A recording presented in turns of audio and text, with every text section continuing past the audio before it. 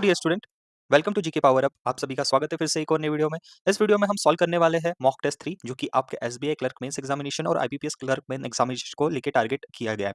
जिसमें आप देखोगे कि यहाँ पे 35 प्लस आपको मार्क लाना आसान है और वो भी एक्चुअली पॉसिबल है अगर आप सही कंटेंट पढ़ रहे हो, अगर आप सही स्ट्रैटेजी फॉलो कर रहे हो, अगर आप हमारे चैनल से जुड़े हो। ऐसा नहीं है कि मेरे अलावा कोई टीचर्स नहीं पढ़ाते, लेकिन आप एक बार इस मॉक को अटेम्प्ट करके देखिए। जिन बच्चों ने इसको इसके पहले मॉक अटेम्प्ट किया है उनके कमेंट्स मैं आपको दिखाने वाला हूँ। न्यू पैटर्न के साथ 50 क्वेश्चन और एग्जाम ओरिएंटेड ये रहने वाली है टेस्ट। तो चलिए शुरू करते हैं।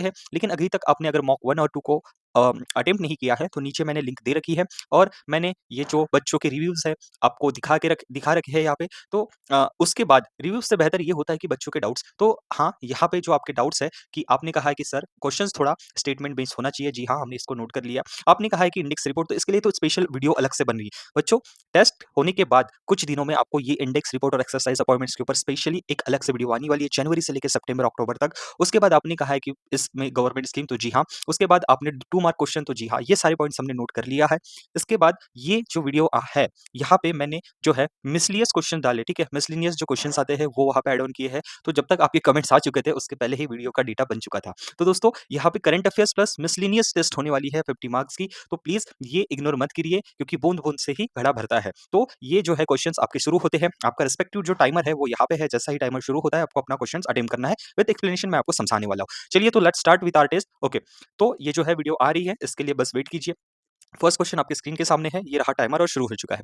विच state has become the first in India to launch e voting through mobile application for municipal body elections. Question समाप्त। कीवर्ड मैंने जहां पे फोकस किया है क्योंकि क्वेश्चन कभी कभी इतने बड़े हो जाते हैं या कंफ्यूजिंग हो जाते हैं, बस अपने को कीवर्ड उठा के यहाँ पे सॉल्व करना है। अभी देखिए, सबसे पहले अपने राज्य में एक हॉट टॉपिक चल रहा है इलेक्शन। मतलब अपने देश में एक हॉट टॉपिक चल रहा है इलेक्शन, जो कि कहाँ पे हो रहा है? क्योंकि हो रहा है अपनी बिहार में। सबसे बड़ा अभी जो चुनाव का मुद्दा चल रहा है। अगर किसी को आता है तो भाई वो श्योर शॉट ऑप्शन तो क्लिक करेगा। लेकिन इसको और सॉल्व करने का या कैलकुलेटेड तुक्का कैसे मारना है, मैं वो आपको बताता हूँ। कैलकुलेटेड, हाँ, मैं ऐसे नहीं अंधभक्त के जैसे बोल रहा हूँ। क्वेश्चन पढ़ लिया, बोल रहा है कोई तो भी स्टेट है, वो उसने पहली बार ऐसा कोई इनिशिएटिव या लॉन्च किया है। कौन सी चीज? ई वोटिंग थ्रू मोबाइल एप्लीकेशन, बिल्कुल बराबर। और म्युनिसिपल बॉडी आपके जो इलेक्शन है उसके लिए। अगर आप न्यूज़ फॉलो कर रहे हो डेली तो आपको पता है कि बिहार अभी हॉट ट्रेंडिंग टॉपिक है जहाँ पे इलेक्शन बहुत बड़े पैमाने पे होने वाले हैं। तो कहीं न कहीं यहाँ पे आपको दिख रहा है बिहार, तो सही उत्तर तो बिहार है। सबने सॉल्व कर लिया। लेकिन क्वेश्चन ये भी पूछ सकता है कि भाई उस एप्लीकेशन का नाम क्या है? Bihar became first state to adopt e voting system for urban polls, right? उन्होंने नॉर्मल जो इलेक्शंस हो रहे हैं असेंबली के उसके लिए नहीं, पहले उन्होंने एक प्रयोग करके देखा है म्युनिसिपल बॉडीज के, राइट? तो अब प्रश्न आपको पता चल गया, उत्तर पता चल गया, लेकिन यहाँ पे एक चीज़ भी आपको पता होनी चाहिए कि ये जो वोटिंग फैसिलिटी है, ये किन लोगों के लिए है, कौन से वर्ग के लोगों के लिए है? तो ये है हू can not go to polling booths. तो ऐसे कौन से लोग होते हैं? हमारे सीनियर सिटीजन्स होते हैं, जो डिसेबल्ड पीपल होते हैं और जो प्रेग्नेंट वुमेन्स होते हैं जो पोलिंग बूथ तक जा ना सके। अब वोटर्स को क्या करना होता है? इंस्टॉल करना होता है ये ऐप। तो कभी-कभी पूछता है कि भाई बिहार ऐसा राज्य बन गया है पहला जो ई वोटिंग थ्रू मोबाइल एप्लीकेशन करवा रहा है। तो चलिए बताइए उस एप्लीकेशन का नाम क्या है? तो वो है electronic state election commission Bihar, ESEBHR, which is currently only for Android users, right? So I hope कि पहला क्वेश्चन आपको समझा है। अगला प्रश्न आपके स्क्रीन के सामने और यहाँ पे टाइमर शुरू। ठीक है, लेकिन वेट वेट वेट, यहाँ पे टाइमर शुरू, लेकिन उसके पहले मैं यहाँ पे थोड़ा सा आपको और एक डिटेल देना चाहता हूँ। इलेक्शन चल रहे हैं देश में, तो हमको ये भी पता होना चाहिए कि हमारे जो देश के यहाँ पे इलेक्शन कमिश्नर है, चीफ इलेक्शन कमिश्नर, ठीक है? हमारे देश के जो चीफ इलेक्शन कमिश्नर है, वो है यहाँ पे ज्ञानेश कुमार। तो ज्ञानेश कुमार आपको जो फ़ोटो में दिख रहे हैं, वो भारत देश के 26th इलेक्शन कमिश्नर है। ओके, याद रखिए, स्टैटिक में पूछा जा सकता है। उसके बाद 2 इलेक्शन कमिश्नर होते हैं, ठीक है? ठीक है? एक चीफ इलेक्शन कमिश्नर, 2 डेप्यूटी, मतलब 2 सेकेंडरी लेवल पे इलेक्शन कमिश्नर होते हैं, सुखबीर सिंह संधू और डॉक्टर विवेक जोशी। ठीक है? तो क्वेश्चन यहाँ से बन सकता है भैया। अगला प्रश्न आपके स्क्रीन पे सामने, टाइमर शुरू हो चुका है, पढ़िए। Where was India's second longest cable stayed Sigandur bridge inaugurated, ठीक है? तो ये जो ब्रिज है केबल स्टेड भारत का दूसरा, ये कहाँ पे इनॉग्रेशन हुआ है? ओके, आपका टाइमर खत्म हुआ है अभी, लेकिन मैंने आपको ये तो पूछा सेकंड, एग्जामिनर फर्स्ट भी पूछ सकता है, तो मैंने नेक्स्ट स्लाइड में वो रखा है फर्स्ट कौन सा है। ओके, तो इसका जो सही उत्तर है वो है कर्नाटका। तो कर्नाटका में भारत का केबल स्टेड सिंगादुर जो ब्रिज है वो इनॉग्रेटेड हुआ है। यूनियन मिनिस्टर जो हमारे नितिन गडकरी जी है, ठीक है, रोड एंड हाईवे के मंत्री है, हमारे ट्रांसपोर्ट, हमारे रोड मंत्री, उन्होंने भारत का दूसरा सेकंड लार्जेस्ट केबल ब्रिज जो है कर्नाटका में यहाँ पे उसको इनॉग्रेशन किया है। बात चल रही थी पहला, तो सुदर्शन सेतु, ठीक है? सुदर्शन सेतु ये गुजरात में है, जिसका उद्घाटन नरेंद्र मोदी जी ने किया है। तो भारत का पहला केबल जो ब्रिज है, ठीक है? जो केबल ब्रिज होता है फर्स्ट, तो वो है आपका सुदर्शन सेतु। आगे बात करते हैं, आपका टाइमर शुरू होता है अब।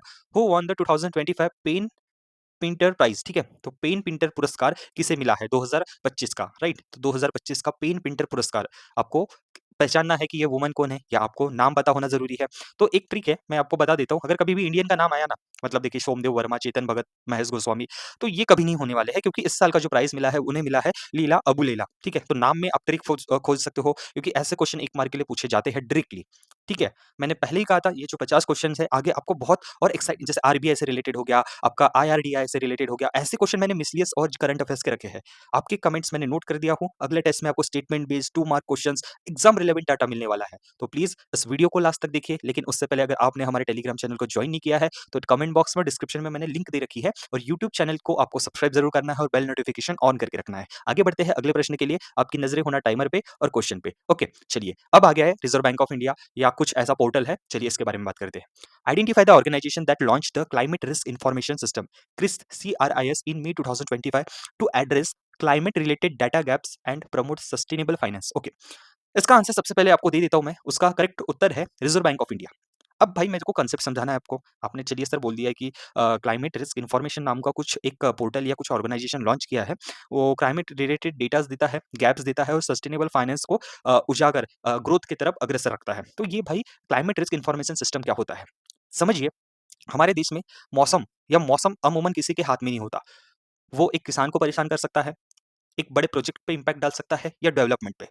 तो आरबीआई का जो क्लाइमेट रिस्क इन्फॉर्मेशन सिस्टम है, वो एक डेटा बैंक है। डेटा बैंक मतलब क्या होता है?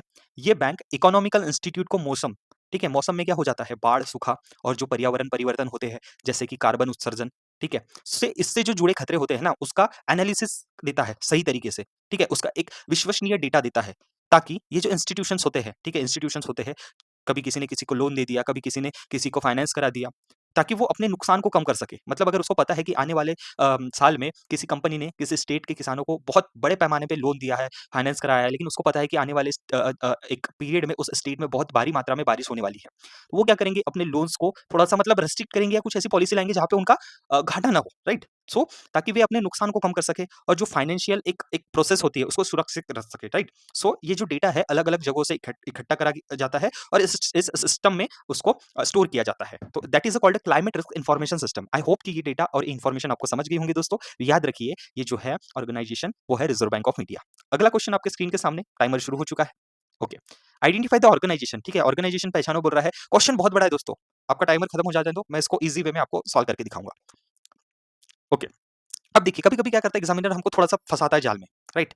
ठीक है, तो देखिए क्वेश्चन क्या बोलता है, ऑर्गेनाइजेशन को पहचानो, नीचे ऑप्शंस हैं, जिसने पार्टनर किया है योटा डेटा। अब ये योटा डेटा मुंबई की एक कंपनी है, ठीक है, जो सर्विसेज प्रोवाइड करती है किस सेक्टर में, आर्टिफिशियल इंटेलिजेंस में। हमारा हमारा देश जो है अब आर्टिफिशियल इंटेलिजेंस की तरफ अग्रसर है। तो क्या होता है वहाँ पे, आर्टिफिशियल इंटेलिजेंस की जो सर्विसेज है, उन्होंने एक प्लेटफॉर्म, ये योटा डेटा ने एक प्लेटफॉर्म लॉन्च किया है जिसको बोलते हैं योटास सोवेरिजियन, ठीक है, शक्ति क्लाउड प्लेटफॉर्म, राइट?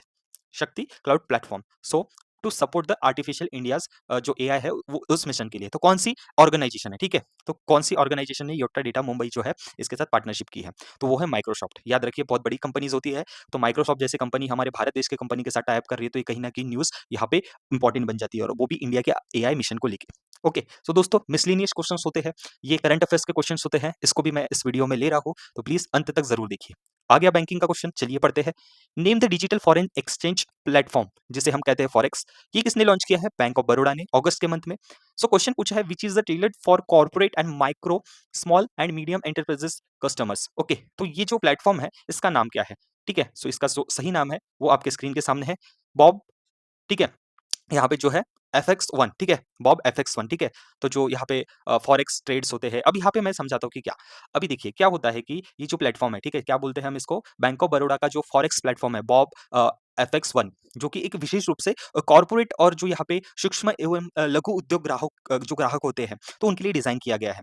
अब ये डिज़ाइन ऐसा किया गया है कि डिजिटल प्लेटफ़ॉर्म है, यहाँ पे ग्राहकों को रियल टाइम लाइव जो रेट्स होते हैं, उसके बाद वन क्लिक ट्रेड, उसके बाद जो है अर्जेंट आपको जैसे ट्रेड होता है ना विदेशी मुद्राओं में, ठीक है? उ उससे रिलेटेड यहाँ पे लेन-देन, तो बिना आप बैंक के जो शाखाएँ होती है, बिना जो आप बैंक में ब्रांचेस में जाए हुए, यहाँ पे इसकी सुविधाएँ ले सकते हो। जिससे क्या होता है, ट्रांसपेरेंसी बढ़ती है और यहाँ पे कंट्रोल रहता है। आप मानिए ना, आप एक बिज़नेसमैन है, स्मॉल एंड मीडियम एंटरप्राइजेज़ का, आपका विदेशों में भी कारोबार थोड़ा ट्रांस एक्सपोर्ट इम्पोर्ट हो रहा है, तो यार बैंकों के चक्कर कौन लगाएगा? जब एक बैंक आपको एप्लीकेशन में ही सारी ये चीज़ें दे दे, तो याद रखिए बैंक ऑफ बड़ौदा ने ऐसा एक इनिशिएटिव लाया है जिसका सही उत्तर है ऑप्शन नंबर 2। आगे बढ़ते हैं अगले प्रश्न के लिए। ओके, बहुत ही इंपॉर्टेंट है क्वेश्चन, याद रखिए इसको, मैं आपको बताने वाला हूँ। आपका टाइमर खत्म होगा, ठीक है? तो जल्दी से इसका ऑप्शन देखिए, बहुत ही इंपॉर्टेंट क्वेश्चन है। चलिए, तो हम अपने उत्तर की ओर बढ़ते हैं। बीमा शुगम प्लेटफ़ॉर्म किसने लॉन्च किया है? तो बीमा जो शुगम है, वो आपने लॉन्च किया है आईआरडीए, ठीक है? तो ये जो इंश्योरेंस रेगुलेटरी डिपार्टमेंट जो होता है, उसने यहाँ पे बीमा शुगम जो पोर्टल है, ठीक है? एक यहाँ पे लॉन्च किया है। अब देखिए, इसका मतलब क्या है, ठीक है? अब इसे भारत के जो बीमा सेक्टर होता है, इंश्योरेंस सेक्टर होता है, उसके लिए एक तरह का यूपीआई मोमेंट, ठीक है? यूपीआई पेमेंट बनाने की दिशा में कदम रखा गया है, ठीक है? अब ये क्या है? तो जैसे बीमा शुगम एक सेंट्रलाइज़्ड डिजिटल मार्केट प्लेस है, ठीक है? जिसका एम क्या है? तो इंश्योरेंस से संबंधित जो सभी सेवाएँ होती है, राइट? सभी सेवाएँ होती है अंडर द वन अम्ब्रेला, एक छत के नीचे लाना। अब ये जो प्लेटफ़ॉर्म है इंश्योरेंस कंपनियों के एजेंट्स जैसे कि ब्रोकर्स हो गए और ग्राहक्स हो गए, को एक साथ जुड़ता है। ठीक है ना? अब सारी चीज़ें जैसे एक साथ आ गई, तो बहुत ही इंपॉर्टेंट हो जाता है ऐसा क्वेश्चन पूछना, राइट? तो इसके मुख्य उद्देश्य क्या है? वन स्टॉप शॉप, ठीक है? आपको एक जगह पे सारी चीज़ें, जैसे अभी आपने एप्लीकेशन देखा, अब आप एक जगह से जीवन बीमा, जो स्वास्थ्य बीमा होता है, मोटर बीमा होता है या अन्य जो इंश्योरेंस होते हैं, सभी प्रकार के जो इंश्योरेंस पॉलिसी है, उसकी कंपैरिज़न कर सकते हैं और उसको खरीद सकते हैं। अब वो चक्कर नहीं है ऑफिस में जाने का। तो ये याद रखिए, ठीक है? कभी आप इंटरव्यू में भी चले गए, तो चलिए बता पूछ लिया इंटरव्यूअर ने कि बीमा सुगम क्या होता है? तो आपको ये सब पता होना, ठीक है? चलिए, अब आगे अगर मैं बोलूँ कि वेबसाइट पे भी आपको जाने की तकलीफ नहीं होगी, प्रक्रिया इससे फास्ट होंगी, कमीशन के जो चार्जेस होते हैं, ये बहुत कम हो जाते हैं, ठीक है? ई-बीमा खाता ओपन होता है, राइट? तो ये सब चीज़ें यहाँ पे काम में आती है।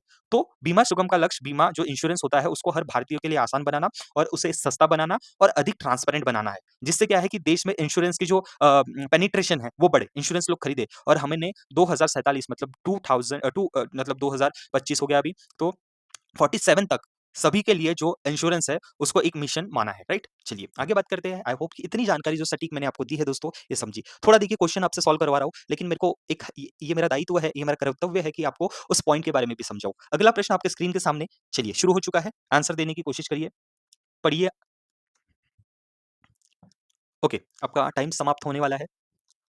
1, 2, 3 ओके, चलिए।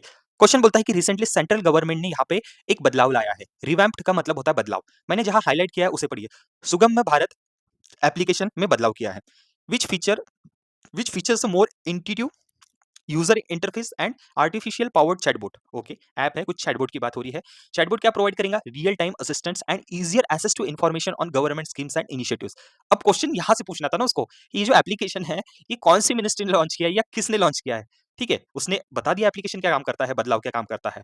तो जब बदलाव पूछता तो यहाँ पे ऑप्शन चेंज होते, मैं वो अगली स्लाइड में समझाने वाला हूँ। ओके, सो ये ऐप लॉन्च किया गया है department of empowerment of person with disabilities. Okay, तो याद रखिए, department of empowerment of person with disabilities, जो ministry of social justice and empowerment के अंदर आता है। थोड़ा-सा इसके बारे में जानते हैं। तो ये जो सुगम्य भारत एप्लीकेशन है, ये फ्लैगशिप इनिशिएटिव है गवर्नमेंट ऑफ इंडिया का, जो डेडिकेट किसके लिए है? हमारे जो भाई लोग होते हैं, हमारे जो बहनें होते हैं, जो दिव्यांगजन होते हैं और जो एल्डरली सिटीजन्स होते हैं भारत देश के, उनके लिए कुछ एप्लीकेशन में अब चेंज ला चुके हैं। अब क्या होता है, उनको बहुत सारे यूजर फ्रेंडली जो माहौल देना है एप्लीकेशन के द्वारा। हमने एप्लीकेशन कौन-सा देखा है? सुगम्य भारत ऐप। तो यहाँ पे रिवैम्प्ड मतलब बोला कि चेंज हुआ है और एप्लीकेशन में कुछ नए फीचर्स आई है। चलिए देखते क्या है। यहाँ पे यूजर फ्रेंडली इंटरफेस हो गया है, आर्टिफिशियल इंटेलिजेंस का यहाँ पे समावेश किया गया है, ऐड ऑन किया गया है, ठीक है? उसके बाद सर्कुलर्स और notifications about new initiative related to accessibility, ठीक है? कि उनके लिए और कोई गवर्नमेंट स्कीम्स ला रही है क्या? इंटीग्रेशन और गवर्नमेंट इंटीग्रेशन मतलब समाविष्ट किया गया है गवर्नमेंट स्कीम्स को और अदर जो वैल्यूएबल रिसोर्सेज है, जो हमारे जो पर्सन्स होते हैं डिसेबिलिटीज के, उनके लिए, राइट? ओके, अगला प्रश्न, लेकिन उसके पहले हाँ, ये जो समिट है, ये क्वेश्चन पूछा जा सकता है। तो ये जो वेव समिट है, वेव समिट भारत में हुआ है, कहाँ पे हुआ है? ये हुआ है आपके मुंबई में, ठीक है, मुंबई में हुआ है। याद रखिए, मुंबई में हुआ है। इसका उद्घाटन हमारे देश के बड़े-बड़े पॉलिटिशियंस ने किया था। तो world audio videos entertainment summits, ठीक है? World audio video entertainment summit इसका नाम है। Ministry of information and broadcasting ने इसको होस्ट किया है। ओके, सो याद रखिए, बहुत ही इंपॉर्टेंट है। अगला प्रश्न आपके स्क्रीन के सामने, लेकिन उससे पहले दोस्तों, अगर आप इस चैनल पे नए हैं और आपको ये कंटेंट वैल्यूएबल लगता है, तो प्लीज़ अभी तक आपने अगर हमारे चैनल को सब्सक्राइब नहीं किया है, तो प्लीज़ इस चैनल को सब्सक्राइब कर लीजिए दोस्तों। बहुत ही इंपॉर्टेंट अपडेट मैं आप तक पहुँचाता हूँ। लेकिन हाँ, पढ़ाई के अलावा यूट्यूब पे मैंने टेलीग्राम चैनल पे आपको बहुत इंपॉर्टेंट अपडेट देता हूँ एग्जाम रिलेटेड, जहाँ पे आपको डेली करंट अफेयर्स मिलते हैं। उसके बाद आपको जॉब्स के अपडेट्स मिलते हैं, एग्जाम अपडेट्स विद क्विज जो डेली हम कंडक्ट कराने की कोशिश करते हैं, लेकिन क्विजेस भी आपको हर इंटरवल में मिलते हैं। और फास्ट अपडेट सारी चीजों का हमसे जुड़ने के लिए नीचे डिस्क्रिप्शन बॉक्स में मैंने लिंक दे रखी है और कमेंट बॉक्स में उसे क्लिक कीजिए और टेलीग्राम चैनल पे जुड़िए, ताकि मैं अपने वीडियोस के पीडीएफ्स एंड अन्य कोई इंपॉर्टेंट जो अपडेट्स है, मैसेजेस है, मैं आप तक पहुंचाऊं। चलिए बढ़ते हैं हमारे मॉक टेस्ट की तरफ, लेकिन उससे पहले आपका टाइमर शुरू होता है अब। So let's attempt this question. Which Indian institute top in QSA Asia world ranking 2025? आपका समय समाप्त होने वाला है। 3, 2 एंड 1। ओके, चलिए सबसे पहले इस प्रश्न का उत्तर मैं आपको बता देता हूं। Option number B is your correct answer. 2025 में एक रैंकिंग आई है क्यूएस वर्ल्ड यूनिवर्सिटी रैंकिंग्स, ठीक है, एशिया के लिए 2025 में यहाँ पर रैंकिंग आई है, जिसमें एकेडमिक पावर्स की बात हो रही है। अब इंडियन इंस्टीट्यूट एकेडमिक मतलब एजुकेशन से रिलेटेड है। चलिए सबसे पहले समझ लेते हैं कि क्यूएस एशिया वर्ल्ड रैंकिंग क्या होती है। अब देखिए इसको क्यूएस जो यहाँ पे साइमंड्स एक साइंटिस्ट थे उनके नाम पे रखा है, ये क्वेश्चन ही पूछेगा। तो इसमें क्या होता है, दुनिया भर के जो विश्वविद्यालय होते हैं, ठीक है, विश्वविद्यालय मतलब क्या होगा, बड़े कॉलेजेस, बड़े इंस्टीट्यूट, ठीक है, यूनिवर्सिटीज, इनका मूल्यांकन किया जाता है। मूल्यांकन का मतलब क्या होता है, कंपेरिजन किया जाता है, उनको टेस्ट किया जाता है कुछ पैरामीटर्स के ऊपर और उनको रैंक दी जाती है। तो इसमें क्या होता है कि जो रैंक प्रदान करने वाली सबसे जो अधिक पढ़ी जाने वाली, मतलब क्या होता है कि सबसे इंटेलिजेंस विश्वविद्यालय जहाँ पे हर चीज बेहतरी से हो, ठीक है। अब ये जो रैंकिंग है, जो आपके वहाँ के छात्र होते हैं, टीचर्स होते हैं, पीएचडी जो कर रहे हैं उस इंस्टीट्यूट में, उस इंस्टीट्यूट की क्या बोल सकते हैं आप, एकेडमिक रेपुटेशन कैसी है, फैकल्टी कैसी है, इंस्टीट्यूशन के जो स्टूडेंट रेशो कैसे है, ठीक है। अभी मैंने रेपुटेशन की बात किया तो जैसे कि दुनिया भर में जो आपके टीचर्स होते हैं, ठीक है, वो क्या रिसर्च कर रहे हैं, जैसे आईआईटी जैसी संस्था से क्या रिसर्च हो रहा है, एम्प्लॉयमेंट कितना दे रहा है, ठीक है, उसके बाद एम्प्लॉयमेंट आउटकम कितना हो रहा है, उसके बाद इंटरनेशनल फैकल्टी रेशो कितनी है, उसके बाद इंटरनेशनल स्टूडेंट का रेशो कितना है, ओके, उसके बाद इंटरनेशनल रिसर्च नेटवर्क कितना है, सस्टेनेबिलिटी क्या है। तो पूरे तौर पे क्या देखा जा रहा है, पूरे तौर पे देखा जा रहा है कि what the parameters is saying कि डेवलपमेंट, रिसर्च, एक क्वालिटी एजुकेशन। तो भारत में सबसे पहले रैंक पे आई है, मतलब भारत में पहले रैंक पे आई है आईआईटी दिल्ली, और 2 मतलब 48 पे है आईआईटी बॉम्बे। तो मतलब टॉप 50 में हम दो ऐसे भारत के इंस्टीट्यूट को देख रहे हैं, पहली है IIT Bombay, sorry Delhi, and second है आईआईटी बॉम्बे, याद रखना। तो टॉप किया है भारत के तौर पे इंडियन इंस्टीट्यूट, देखिए इसने बोला नहीं इंडियन इंस्टीट्यूट, ऐसा तो नहीं बोला है कि दूसरे इंस्टीट्यूट। तो पहली इंस्टीट्यूट चाइना की आती है, राइट, ओके। तो याद रखिए, इंपॉर्टेंट है पूछना। आपका टाइमर शुरू हो रहा है अब। बढ़ते हैं आगे, क्वेश्चन पढ़ते हैं। Indian chess player who crossing, जिसने अभी तक क्रॉस किया है 270, ठीक है, 2750 इलो रेटिंग्स। देखिए इलो रेटिंग्स मतलब क्या है, जिस चेस प्लेयर की जितनी इलो रेटिंग वो उतना माहिर उस गेम में। तो हाल ही में कौन सा चेस प्लेयर है जिसने यहाँ पे 2750 की इलो रेटिंग चेस में प्राप्त की है। तो आपका ऑप्शन है अर्जुन इर्गिसी, इर्गिसी, ठीक है। प्रोनाउंसिएशन में मुझे माफ कर देना, थोड़ी मेरी टंग स्लिप होती है, ठीक है। I apologise for that mistakes, please मुझे इसके लिए माफ कर दीजिए। लेकिन नाम आपके सामने है, उत्तर आपके सामने है, तो देखिए ऑप्शन नंबर सी है जिन्होंने 2025 में अभी यहाँ पर रैंकिंग हासिल की है, ठीक है। तो आपका जो यहाँ पे सही उत्तर होगा वो है ऑप्शन नंबर सी। ओके चलिए बढ़ते हैं आगे, नेक्स्ट, ठीक है। अब यहाँ पे है अस्त्रा MK2, ओके। अब यहाँ पे क्या है, अस्त्रा MK2 tested by DRDO is an, कौन से टाइप की मिसाइल है, कौन से टाइप की मिसाइल है। तो याद रखिए ये जो अस्त्र MK2 tested by DRDO missile है, ये है आपकी एयर टू एयर। तो हवा के हवा में जो इसकी टारगेट को खत्म करने की यहाँ पे क्षमता है, उसको बोलते हैं हम Astra MK2। So beyond range air to air missile developed by DRDO, ठीक है। याद रखिए फुल फॉर्म क्या है इसका, defence and research and development organisation. Okay चलिए आगे बात करते हैं, अगला प्रश्न आपके सामने। लेकिन उसके बाद पहले मैं आपको थोड़ा सा यहाँ पे इसके बारे में इंपॉर्टेंट हिंट दे दूं, ताकि अगर एग्जामिनर आपको क्वेश्चन घुमा के पूछे इसी बारे में तो क्या आपको पॉइंट बन सकते हैं। ओके, अस्त्रा MK2 मिसाइल है जिसकी रेंज पूछा जा सकता है, तो इसका है 160 किलोमीटर। अब MK1 जो इसका प्रीवियर वर्जन था जिसकी रेंज थी 110 किलोमीटर, और कोई तो भी इंपॉर्टेंट डीआरडीओ के ऑफिशियल्स ने कहा है कि 2000 किलोमीटर तक भी एयर टू एयर यहाँ पे अटैक कर सकती है। अगला प्रश्न आपके स्क्रीन के सामने और टाइमर शुरू होता है अब। सो क्वेश्चन है नारी शक्ति वंदना यात्रा जो थी वो किस लिए फोकस्ड करी गई थी। सो इसका जो सही उत्तर है दोस्तों वो है option number D, that is the political awareness, मतलब महिलाओं का पॉलिटिक्स में कितना सहभाग होना चाहिए, ज्यादा से ज्यादा मात्रा में हम उनको पॉलिटिकल पॉलिटिकल एक एरा है उसमें ला सके। तो नारी शक्ति वंदन अभियान जो है, तो ये यहाँ पे हमारे लोकसभा या राज्यसभा हो गया, इन यहाँ पे इनके सीटें ज़्यादा होना चाहिए, महिलाओं का आरक्षण ज़्यादा होना चाहिए, राइट। सो यहाँ पे 2029 तक इसका हमने पूरा पालन करना है। ये नारी शक्ति वंदना यात्रा का महत्व था। थोड़ा सा डिटेल देख लेते हैं। नारी शक्ति वंदना यात्रा is an awareness campaign, okay. तो ये अवेयरनेस कैंपेन है और फोकस किया गया है इम्प्लीमेंटेशन ऑफ नारी शक्ति वंदन अभियान, ठीक है, a landmark law in India that reserve 33% of seats for women in legislative body. याद रखिए पूछा जा सकता है। अगला प्रश्न है आपके सामने, उससे पहले आपका जो है टाइम शुरू होता है अब। यहाँ पे एक गवर्नमेंट स्कीम्स के बारे में मैंने आपको यहाँ पे बताया हूँ। So let's start. पीएम सूर्य घर मुफ्त बिजली योजना, पीएम सूर्य घर मुफ्त बिजली योजना, टारगेट हाउस होल्ड्स। ओके, यहाँ पे क्वेश्चन दिया है कि प्रधानमंत्री सूर्य घर मुफ्त बिजली जो योजना है, इसने कितने घरों का टारगेट किया है, मतलब ये जो स्कीम है कितने घरों के लिए लागू की गई है। तो आपका option number B is your correct answer, that is 1 crore. Okay, थोड़ा सा इंपॉर्टेंट पढ़ लेते हैं और क्या क्वेश्चन पूछा जा सकता है। तो प्रधानमंत्री प्रधानमंत्री मुफ्त जो आपकी बिजली योजना है वो कौन सी मिनिस्ट्री लागू करती है, ministry of new and renewable energy, new and renewable energy. उसके बाद टेन्योर कि ये जो स्कीम है ये 2023 से 2027 तक चलने वाली है, क्वेश्चन पूछा जा सकता है। लेकिन उससे इंपॉर्टेंट पूछते हैं कि टारगेट कितने घरों को किया है, 1 करोड़, ठीक है, रेसिडेंशियल हाउस होल्ड 2027 तक। ये भी इंपॉर्टेंट है कि फ्री पावर एलिजिबल हम कितने यूनिट्स, तो 300 units free electricity per month हम इस स्कीम के तहत देने वाले हैं। बहुत ही इंपॉर्टेंट है, याद रखना। अगला प्रश्न आपके सामने, लेकिन उसके पहले और एक मिशन जो हाल ही में चर्चा में है वो है मिशन फॉर आत्मनिर्भरता इन पल्सेस, मतलब जो हमारी पल्सेस होती है, ठीक है, चना, उड़द की दाल, मसूर की दाल, तूर की दाल, ठीक है, तो ये जो पल्सेस है तो हमको सेल्फ सफिशिएंट आत्मनिर्भर बनना है, तो ये सेंट्रल सेक्टर स्कीम है, सेंट्रल सेक्टर स्कीम है। उसके बाद इसके ऑब्जेक्टिव क्या है, तो पल्सेस का जो इंपोर्ट है, मतलब बाहर से हम बहुत मात्रा में पल्सेस लेते हैं, तो क्यों ना भाई हमारे देश में, जब हम कृषि प्रधान देश बोलते हैं हमारे देश को, तो क्यों हम बाहर से इंपोर्ट करें। हमको अपने देश में ही इसका जो अब निर्यात है, मतलब मतलब खुद का ही यहाँ पे हमको इंपोर्ट करना है, तो एक्सपोर्ट करना है, ठीक है, इंपोर्ट नहीं, बाहर से खरीदना नहीं है, राइट। तो खुद के ही देश में हमको ये जो आत्मनिर्भर पल्सेस मिशन है, ठीक है, इसको उजागर करना है। उसके बाद फोकस क्रॉप्स क्रॉप्स जो है वो पूछ सकते हैं कि कौन से क्रॉप्स फोकस है, और आपके ऑप्शंस भी बन रहे थे कि ऑप्शन नंबर 1 2 3 और 2 गलत दे देंगे, ठीक है, या एक और इसका कुछ वो अलग कर देंगे। तो याद रखिए 3 क्रॉप्स को मेजर फोकस किया गया है, तूर की दाल, अरहर की दाल, ठीक है, जिसे आप बोलते हो, उसके बाद उड़द दाल और मसूर दाल। देखिए स्कीम्स के ऊपर से क्वेश्चन बनता है। अब पूछ लेंगे कि चलिए भाई मिशन फॉर आत्मनिर्भर इन पल्सेस का जो मिशन है उसको कौन सी मिनिस्ट्री हैंडल कर रही है, तो वो है ministry of agriculture and farmer welfare. Okay, target कब तक का है इसका, 2030-31 का। टोटल प्रोडक्शन हम क्या बोल रहे हैं कि 35 मिलियन मेट्रिक टन तक हमने पहुंचाना है।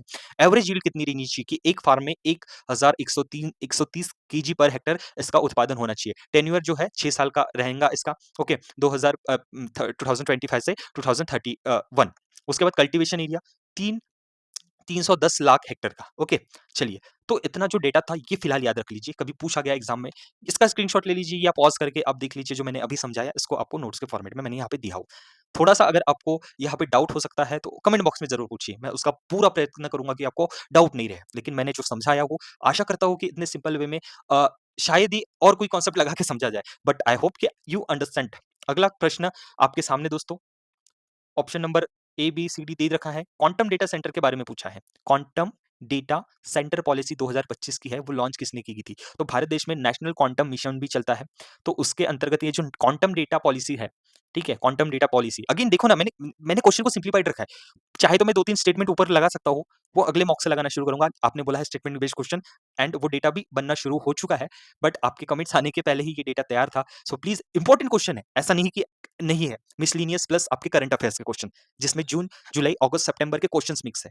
और अभी तक जो विद्यार्थी इस मॉक को अटेम्प्ट कर रहा है, आई होप कि कहीं ना कहीं इसका फायदा जरूर होने वाला है आपको। सो quantum data centre policy 2025 launch किसने किया है। So your correct answer is option number ए। अब देखो, आपको चाहे तो ये दे दे या ये दे दे, एक्रोनिम्स पूरे याद रखो।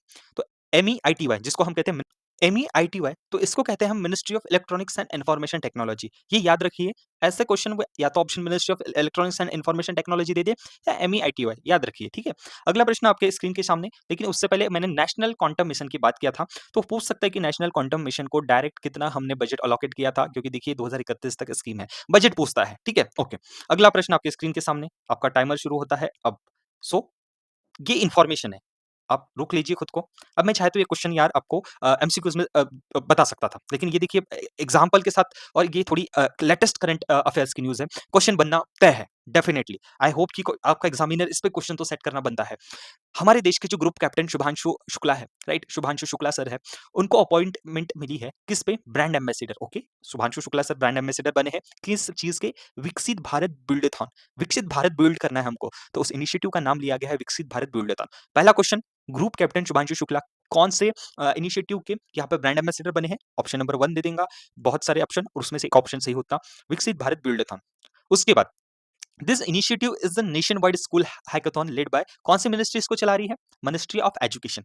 इन्फॉर्मेशन के साथ साथ मैं मॉक टेस्ट में आपको डेटा भी बता रहा हूँ। तो ठीक है, केवल एमसीक्यूज़ कराना तो बोर हो जाते हो आप। तो थोड़ा-सा बीच-बीच में हम ऐसे डेटा से भी प्रश्न को सॉल्व करेंगे। ओके, मिनिस्ट्री ऑफ एजुकेशन जो है, ये विकसित भारत बिल्डथॉन को चला रहा है। इसका एम क्या है? एनकरेज करना, इनोवेशन लाना बच्चों में, कौन से टेम्पर के साथ साइंटिफिक, वैज्ञानिक। उसके साथ-साथ शुभांशु शुक्ला सर जो है, वो भारत के पहले एस्ट्रोनॉट बने हैं जिन्होंने इंटरनेशनल स्पेस स्टेशन के अंदर गए हैं। और भारत के पहले जो अंतरिक्ष मतलब अंतरिक्ष में जाने वाले वो व्यक्ति है राकेश शर्मा, राइट? दोनों में फ़र्क है। राकेश शर्मा अंतरिक्ष में गए, ये इंटरनेशनल स्पेस स्टेशन में गए, करेक्ट? ओके, चलिए आगे बढ़ते हैं। अगला प्रश्न आपके सामने है। इंडिया ने साइन किया है, साइन, सिग्नेचर एमओयूज़, ठीक है? उसके बारे में प्रश्न है। आपका प्रश्न शुरू होता है अब, India sign FTA with which nation, which country? तो इसका उत्तर आपके सामने है यूके। लेकिन प्रश्न सबको ये शायद पता हो, अब ट्विस्ट यहाँ पे है, ये रहा। क्वेश्चन यहाँ से भी पूछ सकते हैं। इंडिया ने साइन किया यूनाइटेड किंगडम के साथ यहाँ पे फ्री ट्रेड एग्रीमेंट, ठीक है? एग्रीमेंट साइन हुआ इंडिया एंड यूके के पास, जिसको हम बोलते हैं comprehensive economic trade agreement. Question ये दे देगा सीईटीए। चलिए बताइए किसके बीच में हुआ है? तो भाई डाइवर्सली पढ़िए। पहले का ज़माना नहीं है 2013, 14, 10 कि बताइए भारत की कैपिटल क्या है, ठीक है? इंडिया की कैपिटल क्या है, ठीक है? एक्स वाई जेड स्टेट का आपको चीफ मिनिस्टर पूछ दिया। अब थोड़ा-सा लेवल ना एडवांस हो गया है, चाहे वो क्लर्क हो फिर पीओ हो। तो सीईटी एक किसके बीच में हुआ है? वो हुआ है आपके यूके एंड इंडिया के बीच में। उसके बाद अब ये जो ट्रेड एग्रीमेंट हुआ है, ये क्या एलिमिनेट कर रहा है? टैरिफ्स जो डोनाल्ड ट्रम्प हम पे लगाया जा रहा है, ठीक है? बट वो अनदर पॉइंट है, टैरिफ कितने प्रतिशत कम किया है? तो 99% ये भी पूछा जा सकता है। उसके बाद एक और क्वेश्चन, ईटीएफ ईटीएफए के जो यहाँ पे सदस्य है, यूरोपियन फ्री ट्रेड एसोसिएशन। तो ईटीएफए इज अ ट्रेड ब्लॉक, एक ब्लॉक है जैसे समिट्स होते हैं ना, ब्रिक्स, G20, जिसमें ब्लॉक्स होते हैं पूरे कंट्री के। सो ये जो 4 कंट्रीज है, ये यूरोपियन यूनियन को यहाँ पे चलाते हैं, तो इसको बोलते हैं यूरोपियन फ्री ट्रेड एसोसिएशन। सो एक बात यहाँ पे देखिए, मेंबर्स कंट्री पूछा जा सकता है, कौन से हैं? आइसलैंड, ठीक है, उसके बाद नॉर्वे, उसके बाद स्विट्जरलैंड एंड आपके लिए मैं ये नाम पढ़ने के लिए छोड़ता हूँ क्योंकि मेरी टंग आज बहुत ही स्लिप हो रही है, I don't know. So please ये नाम याद रख लीजिए। उसके बाद अगर मैं आपको बात करूँ तो कुछ फोटो में आप इन्फोग्राफिक्स भी देख सकते हो। सो याद रखिए 99% के एक्सपोर्ट पे यहाँ पे ड्यूटी जो जीरो ड्यूटी है उसको यहाँ पे फ्री कर दिया गया है। ओके, अगला प्रश्न आपके सामने, आपका टाइमर शुरू होता है अब। Let's start. PM E Vidya mission 2025 comes under which ministry? Okay, प्रधानमंत्री ई विद्या मिशन जो है कौन से मिनिस्ट्री के अंतर्गत आता है और ये चर्चा में है? तो याद रखिए सबसे पहले विद्या से याद रखिए एजुकेशन। अब मैं चर्चा में इसलिए बोल रहा हूँ कि Indian government launch channel number 31 under प्रधानमंत्री e Vidya to promote Indian sign language enhancing inclusive accessibility. याद रखिए जब भी मैंने आपको पढ़ाया था कि जो हमारे दिव्यांगजन होते हैं या जो हमारे ऐसे बधिर जो डिसेबल्ड बच्चे होते हैं जो साइन लैंग्वेज सीखते हैं, साइन लैंग्वेज से अपना एजुकेशन पूरा करते हैं, तो इस स्कीम के तहत चैनल नंबर 31 जो फ्री डीटीएच सर्विस पे आता है, तो याद रखिए पीएम ई विद्या, चैनल का नाम क्या है? पीएम ई विद्या, राइट? तो याद है, याद रखना जरूरी है। आगे बात करते हैं अगला। नेक्स्ट एक अपॉइंटमेंट मैंने लाया हूँ, आपका टाइमर शुरू होता है अभी and the correct answer is V Anantha Nageswaran, ठीक है? नागेश्वरन, ठीक है? तो option number A is your correct answer. तो चीफ इकोनॉमिक एडवाइजर है 2027 तक। ओके, आगे बात करते हैं अगला प्रश्न, टाइमर शुरू होता है अब। क्वेश्चन बहुत बड़ा है लेकिन हलवा है। अगर आप पढ़ो दिमाग लगा के तो आपको यहाँ से कुछ कटिंग करके कुछ लाइन्स में ही प्रश्न समझ जाएगा। हाँ, ये डेटा मैं मानता हूँ कि बहुत कम लोगों ने पढ़ा है, इसीलिए मैंने क्वेश्चन डाला हो। और आप अभी तक लास्ट तक जो भी व्यक्ति यहाँ पे इस वीडियो को देख रहा है, बहुत ही बेहतरीन आप यहाँ पे लेवल पे आ चुके हो, ठीक है? क्योंकि प्रश्नों का आप वेरिएशंस देखो, इसलिए मैंने बोला कि मिसलेनियस प्लस करंट अफेयर्स वाली मॉक टेस्ट होने वाली है। ताकि देखो ना यार कि मॉक जब पेपर रीजनिंग में पता है ना आपको, मेंस का पेपर देने जाओगे आपको पता है कि या तो कॉन्ट पहले आने वाला है या फिर रीजनिंग आने वाला है, ठीक है? ये जब भी प्रीलिम्स देते हो तो पैटर्न पता चल जाता है कि कॉन्ट होगा, रीजनिंग होगा, फिर इंग्लिश होगा। लेकिन यार एमसीक्यूज जब आप ये सॉल्व करोगे मेंस में तो कोई आपको ऐसा ब्लंडर एकदम से आ जाएगा, कभी 2-3 क्वेश्चन आपको ऐसे स्टैटिक दे दिए जाएंगे, फिर बैंकिंग आ जाएगा, फिर आपको रेगुलेटरीज बॉडीज के आ जाएंगे, फिर एकदम स्टैटिक आ जाएगा। तो आप यहाँ पे अनुभव करो वो चीजें, मैं ये चाहता हूँ। अभी हम आपके जो बोलने के अनुसार और आपने जो कहा कि सर इसको सीरीज को कंटिन्यू रखो, तो हम क्या करने वाले, इस सीरीज को ऐसा बनाने वाले हैं कि जहाँ पे ऐसे क्वेश्चन देखिए, पहले क्वेश्चन पहले जो वीडियो में हमने क्वेश्चन लिए थे, कुछ बैंकिंग अवेयरनेस के लिए थे, फिर थोड़ा सा मॉडरेट परसेंटेज ऑफ क्वेश्चन जो स्टैटिक्स में आते उसको कम रखा था, बैंकिंग के क्वेश्चन बढ़ाए थे, करंट अफेयर्स के भी बढ़ाए थे, ठीक है? फिर उसके बाद एकदम हमने सेकंड वाले पे मेजरली बैंकिंग पे, मैंने बैंकिंग को तो एकदम हम ज्यादा ही रख रहे हैं, लेकिन ये है कि एग्जाम में एकदम से क्वेश्चंस आ गए, बॉम्बार्ड हो गए, पैनिक नहीं होना चाहिए आपने, ठीक है? तो अगली क्वेश्चन जैसे आपके कमेंट्स है उस हिसाब से ड्रॉ हो रही है, वैसी बन रही है। इस प्रश्न का टाइमर शुरू होता है अब और आपको सॉल्व करना है। World food India, okay, world food India 2025 organised by ministry of food processing industry, ठीक है, आपने बता दिया। उसके बाद बोलते हैं कि कंक्लूड हो गई, ओके, हो गई। उसके बाद हिस्टोरिक नोट आया है कुछ तो भी, इन्वेस्टमेंट आई है, ओके, इन्वेस्टमेंट कमिटमेंट्स आई है फ्रॉम फ्रॉम अस बहुत सारी अनप्रेसिडेंट स्केल पे बहुत सारी ज़्यादा यहाँ पे आपकी जो है इन्वेस्टमेंट आई है। Over the course of 4 day event हुआ जिसमें 26 लीडिंग डोमेस्टिक ग्लोबल कंपनीज ने मेमोरेंडम साइन किया है, एमओयू साइन किया है। वर्थ ऑफ देखिए क्यों क्वेश्चन ला रहा हूँ मैं और आया है न्यूज़ में, क्योंकि भाई अनप्रेसिडेंटेड स्केल पे यहाँ पे इन्वेस्टमेंट आई है फूड एंड यहाँ पे आपकी जो मिनिस्ट्री है, ठीक है, प्रोसेसिंग मिनिस्ट्री उसके अंदर, ठीक है। तो देखिए कितना प्रतिशत कितना पैसा आया सितंबर में। सो ऑप्शन नंबर सी पढ़ लीजिए, आंकड़ा बहुत बड़ा है, क्वेश्चन आपको यहाँ से बनने की संभावनाएं ज्यादा होती है, ठीक है। तो याद रख लीजिए option number C is your correct answer. अगला प्रश्न आपके स्क्रीन के सामने, लेकिन उसके पहले आपका टाइमर शुरू होता है अब। Okay, which of the following institution under the ministry of corporate affairs constitute a core working group on corporate affairs and environmental, social and governance ESG to align corporate governance with global standards? Okay, so option number D is your correct answer, which is the Indian Institute of Corporate Affairs. अगला प्रश्न आपके screen के सामने, आपका time शुरू होता है अब। Identify the bank which became the first in industry to launch lock FD feature with N M to protect fixed deposit from digital fraud. Okay, बहुत इंपॉर्टेंट है। जो हमारी एफडीज होती है बैंक में, ठीक है, उसके लिए डिजिटल डिजिटल फ्रॉड से बचने के लिए कौन से यहाँ पे बैंक ने एक यहाँ पे लॉक एफडी का फीचर लाया है? तो option number A is your correct answer, which is axis bank. Okay, चलिए अगला प्रश्न आपके सामने, आपका टाइमर शुरू होता है अब, लेकिन उत्तर भी आ गया है। कोई बात नहीं, पढ़ते हैं। नेम द प्लेटफॉर्म लॉन्च हुआ है अगस्त महीने में, जी हाँ, आईडीएफसी फर्स्ट बैंक ने लॉन्च किया है। ओके, पार्टनर किया है साइन एक्स के साथ। फॉर किसके लिए याद रखिए, नॉन रेसिडेंट इंडियंस जो एनआरआई होते हैं, जिनको पैसे to send money for to their family. तो जो नॉन रेसिडेंशियल इंडियंस होते हैं, बाहर में जो रहते हैं, उनको अपने फैमिली के लिए भारत में पैसा भेजने के लिए एक सीमलेस क्रॉस बॉर्डर पेमेंट का एक्सपीरियंस दिलाने के लिए यहाँ पे एक प्लेटफॉर्म लॉन्च किया गया है जिसका नाम है remit first to India, right. With global attention, India NRI inflow are expected about 5 years, while NRIs traditionally sent money for family support, more are now investing India debt and equity markets। तो याद रखिए किसके साथ हुआ है, sync S cross border okay payments हो रही है, और रेमिट फर्स्ट टू इंडिया, याद रखिए। अगला प्रश्न आपके सामने, इसकी डिटेल्स मैंने यहाँ पे दे दी है।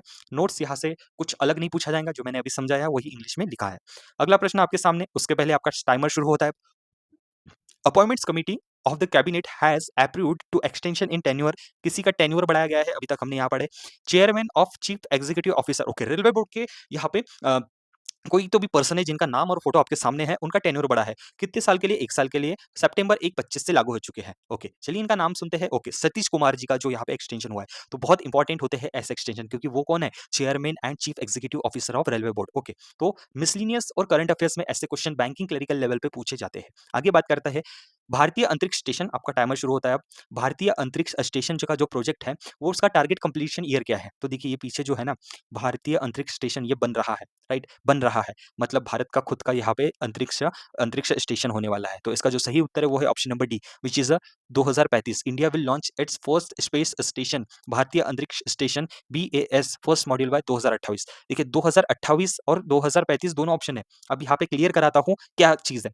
2028 देखिए हमको अंतरिक्ष में क्या बनाना है, हमारा एक यहाँ पे भारतीय अंतरिक्ष स्टेशन, ठीक है। ड्राइंग अच्छी नहीं कंसीडर कीजिए, जहाँ पे हमारा रिसर्च वर्क चलेगा, हमारे एस्ट्रोनॉट जाएंगे अंतरिक्ष में, जाएंगे रिसर्च वर्क करेंगे, साइंस एंड टेक्नोलॉजी को प्रमोट करेंगे। अभी हम इंटरनेशनल स्पेस स्टेशन की मदद लेते हैं, तो भारत ने टारगेट किया कि 2035 तक हमें कंप्लीट करना है। यहाँ पे बोला गया है कि फर्स्ट मॉड्यूल, तो यहाँ पे इसको टुकड़ों में देखिए ना, ये पार्ट दिख रहे हैं आपको, ये पार्ट ये पार्ट ये पार्ट, तो पहला मॉड्यूल जो है 2028 में हम अंतरिक्ष में ले जाएंगे, वहां पे उसका जो है प्रोसेस करेंगे जो भी स्टैब्लिशमेंट की है, और 2035 में 3 से 6 एस्ट्रोनॉट लोअर ऑर्बिट से हम इस अंतरिक्ष यान में लेके भारतीय अंतरिक्ष स्टेशन पे भेजने वाले हैं। तो हमारा मिशन कब है, कंप्लीशन ईयर का 2035। अगली जो न्यूज है, अगला जो एमसीक्यूज है आपके सामने है। चलिए बड़ा प्रश्न है, कोई यहाँ पे इतनी चिंता की बात नहीं है, स्टेट स्कीम्स के बारे में है। आंध्र प्रदेश गवर्नमेंट ने डिसाइड किया है कि यहाँ पे यूनिवर्सल हेल्थ इंश्योरेंस स्कीम को इंप्लीमेंट करना इन हाइब्रिड मॉडल अंडर प्रधानमंत्री जन आरोग्य प्रधानमंत्री योजना। उसके साथ एक हाइब्रिड योजना बोला तो दूसरी और यहाँ पे योजना होनी चाहिए, तो वो है डॉक्टर नंदामुरी तारका रामाराव NTR, ठीक है, विद्या सेवा स्कीम। दो स्कीम्स को एड ऑन करके अब क्वेश्चन यहाँ से शुरू होता है। According to the new structure, medical claim of up to 2.5 lakh will be handed by insurance company, while expense about 2.5 lakh and up to कितना अमाउंट का विल बी बोर्न बाय दूसरी जो स्कीम है उसके ट्रस्ट के साथ, ठीक है। तो याद रखिए इसका जो सही उत्तर है वो है 25 लाख रुपए। आपका प्रश्न शुरू होता है अब, आपका टाइमर भी शुरू होता है अब। Who among the following has won the men's single tennis title at 2025 open? Okay, इसका जो सही उत्तर है दोस्तों वो है option number C, that is the Carlos Alcaraz. और अगर मैं वुमेन कैटेगरी की बात करूँ तो वो है आपके अरियाना सबेलेंका, ठीक है? तो याद रखिए बहुत ही इंपॉर्टेंट क्वेश्चन होते हैं ऐसे। आगे बात करते हैं India's rank in global innovation index. Global innovation index में जो यहाँ पे रैंकिंग आई है 2025 में वो कितनी है भारत की? तो याद रखिए वर्ल्ड इंटेलेक्चुअल प्रॉपर्टीज़ के द्वारा यहाँ पे बनाया जाता है ग्लोबल इनोवेशन इंडेक्स जिसमें स्विट्ज़रलैंड ने टॉप किया है और भारत की रैंक रही है 38 नंबर पे, ओके? वर्ल्ड इंटेलेक्चुअल प्रॉपर्टी इसकी रिपोर्ट तैयार करती है। अगला प्रश्न आपके सामने लेकिन उसके पहले अगर मैं बात करूँ तो 139th जो टोटल इकोनॉमीज़ है, ठीक है? इकोनॉमी कैसे परफ़ॉर्म कर रही है उस देश की, कैसे वो आगे के टारगेट्स लेके चल रहे हैं, इन सब का पैरामीटर्स होता है। 38th रैंक आई है, which was published by world intellectual property, ठीक है? वर्ल्ड इंटेलेक्चुअल प्रॉपर्टी ऑर्गेनाइजेशन द्वारा ये बनाई जाती है और दिस रिप्रेजेंट सिग्निफिकेंट इम्प्रूवमेंट, ठीक है? हम 2020 में 48th रैंक पे थे और अगर बात करूँ तो 2024 में हम 39th रैंक पे थे, लेकिन हम और एक पायदान ऊपर बढ़े हैं। आगे बात करते हैं बुक्स एंड ऑथर्स। तो देखिए, हाल ही में कुछ रिलीज़ हुए बुक्स हैं जो एग्ज़ामिनेशन में पूछ सकते हैं। Mother Mary come to me, Arundhati Roy, उसके बाद अनुपम खेर की जो बुक है उनका नाम है different but no less, right? उसके बाद शिखर धवन की जो बुक है उनका नाम है the one cricket my life and more, okay? पूछा जा सकता है बुक्स। आगे ये जो आपको दिख रहा है इंडेक्स रिपोर्ट, रैंकिंग्स, अपॉइंटमेंट, इसको मैं डेडिकेटेड वीडियो ला रहा हूँ अलग से, थोड़ा-सा प्लीज़ इंतज़ार करिए। शानदार कंटेंट आ रहा है, तो प्लीज़ ये वीडियो को देखना मत भूलिएगा, मैं बहुत जल्दी ये वीडियो लाने वाला हूँ। ओके, अगला प्रश्न आपके सामने, which of the following became the 4th state in India to achieve India's full literacy? Okay, which of the following has become the fourth state in India to achieve full functional literacy? बहुत ही शानदार question है, ठीक है? चौथा राज्य कौन सा बना है जिसने फुल फंक्शनल लिटरेसी हासिल किया है? Option number C is your correct answer, which is the Himachal Pradesh. Question यहाँ पे ट्रिक बनती है। अब एग्जामिनर आपको ये भी पूछ सकता है कि भैया चलिए बताइए कि पहला राज्य कौन सा है, दूसरा राज्य कौन सा है, तीसरा राज्य कौन सा है, चौथा तो आपको पता है। तो इसके लिए मैंने आपके लिए मदद करने के लिए एक चीज लाई है, वो है मिजोरम। पहला राज्य बना है, याद रखना। मिजोरम पहला राज्य बना है जिसने फुल लिटरेसी यहाँ पे हासिल की है, मिजोरम। दूसरा राज्य कौन सा बना है सर? दूसरा राज्य बना है आपका गोवा, ठीक है? गोवा, ठीक है? गोवा के बाद तीसरा राज्य कौन सा बना है, ठीक है? गोवा के बाद मैं बोलूँ तो तीसरा राज्य बना है त्रिपुरा, ठीक है? त्रिपुरा, और अभी चौथा राज्य बना है आपका हिमाचल प्रदेश, ठीक है? तो याद रखिए कि आपका पहला बना है मिज़ोरम, मिज़ोरम से बाद अब गोवा, गोवा के बाद बना है त्रिपुरा, त्रिपुरा के बाद बना है हिमाचल प्रदेश, ठीक है? सो एमजीटीएच, ठीक है? याद रखिए कि फिर एमजीटीएच, ये जो भी आपको याद रखना है, प्लीज़ याद रखना है भाई, क्वेश्चन पूछने की संभावना ज़्यादा है। लेकिन क्वेश्चन इससे भी पूछ सकता है कि आपको पता है कि डिजिटल लिटरेसी आपको पता है कि डिजिटल लिटरेसी मतलब यहाँ पे क्वेश्चन में क्या पूछा गया? Fully functional literacy. Digital literacy में सबसे पहला राज्य बना है वो है केरला, ठीक है? तो केरला आपका यहाँ पे सबसे पहला राज्य बना है। अब ये कौन से स्कीम्स के अंदर बनता है? ये बहुत ही इंपॉर्टेंट होता है। थोड़ी-सी गहरी साँस ले लीजिए, दिमाग को शांत रखिए और फोकस रखिए स्क्रीन के ऊपर। अब ये जो साक्षरता प्रोग्राम होता है, ठीक है? लिटरेसी प्रोग्राम्स होते हैं, ये उल्हास स्कीम के अंतर्गत चलते हैं। उल्हास स्कीम में क्या है? सबसे पहले फुल फॉर्म समझिए, understanding life long learning for all society, okay? Centrally sponsored scheme है, नव भारत साक्षरता कार्यक्रम और न्यू इंडिया लिटरेसी प्रोग्राम। सबसे पहले पूछते हैं कि ये उल्हास स्कीम जो है, जो लिटरेसी के लिए चल रही है, इसकी मिनिस्ट्री कौन-सी भैया? तो आपने बोल दिया कि जी sir ministry of education, okay. Objective क्या है कि जो हमारी यहाँ पे यूनिवर्सल हमको जो हासिल करना है लिटरेसी 2030 तक, उसके लिए हमको इस स्कीम का मदद लेना है और न्यू एजुकेशन पॉलिसी के तहत हमको यहाँ पे लिटरेसी अचीव करना है। टारगेट ग्रुप्स कौन से हैं? एडल्ट्स है 15 साल के प्लस। तो यहाँ पे अगर बात करूँ तो टारगेट ग्रुप है adults from all backgrounds who lack formal education, जो जो बेसिक एजुकेशन भी नहीं ले पाए, वो टारगेट ग्रुप है। इंप्लीमेंटेशन का दौर कैसा है? 2022 से 2027 तक। जन-जन साक्षर मतलब हर लोगों को यहाँ पे एजुकेटेड बनाना। ओके, तो क्वेश्चन यहाँ पे पूछा जा सकता है। आगे कितने पैसे इसके लिए खर्च करे गए थे, ये इंपॉर्टेंट है। तो ये जो है एलोकेशन है बजट में। उसके बाद 15 साल के ऊपर की जो एज है उनको कवर करती है ये स्कीम और 2027 तक इंप्लीमेंट करना है। मेजरली फोकस, स्पेशल फोकस है गर्ल्स और वुमेन्स के ऊपर जो कि एससी, एसटी, ओबीसी और माइनॉरिटीज से आते हैं और जो दिव्यांगजन हैं हमारे और मार्जिनलाइज्ड और नोमैडिक जो कंस्ट्रक्शन लेबर्स है उनके लिए। तो क्वेश्चन पूछा जा सकता है। अगला प्रश्न आपकी स्क्रीन के सामने, टाइमर शुरू होता है अब। Kisan credit card coverage extended to which new category? तो देखिए, सबसे पहले जो बजट आया था 2000 हमारा 25-26 का, उसमें सबसे पहले किसान क्रेडिट कार्ड की जो लोन लेने की लिमिट थी वो इंक्रीज़ कर दी गई। न्यू लिमिट जो 3 लाख से 5 लाख कर दी है 5 साल के लिए। उसके बाद क्वेश्चन पूछा है कि किसान क्रेडिट कार्ड से यहाँ पे जो कवरेज एक्सटेंड किया है, कवरेज मतलब किसान क्रेडिट कार्ड से आप किस-किस चीज़ों के लिए लोन ले सकते हो, तो वो है ऑल ऑफ द अबव, ठीक है? इसको बाद में रिवैम्प्ड किया गया था, नए ऐड ऑन किए थे, ठीक है? तो fisherman, dairy farmers, poultry farmers, right? याद रखिए, ये भी याद रख लेना कि 3 लाख से 5 लाख का इसका बजट बढ़ाया गया था।